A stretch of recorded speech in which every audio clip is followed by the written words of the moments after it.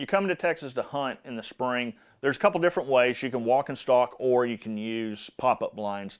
A lot of times I like to use the pop-up blinds because you can conceal yourself to where you can have a little bit more movement.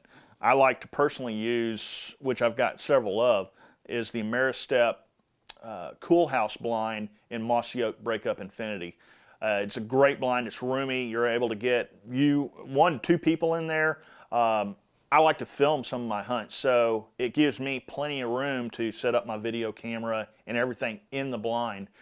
One thing I did talk about earlier is that it is windy in the state of Texas in the springtime. You got that Gulf Stream blowing up out of the south, and you can have winds up to 30, 40 miles an hour.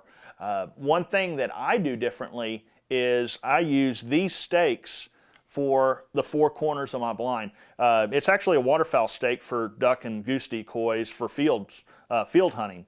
And you've got 12 inches of stake that can actually go in the ground with an L on it, and it'll hold the corners down of the blind a lot better than the traditional little 6-8 inch stakes that actually come with the blind.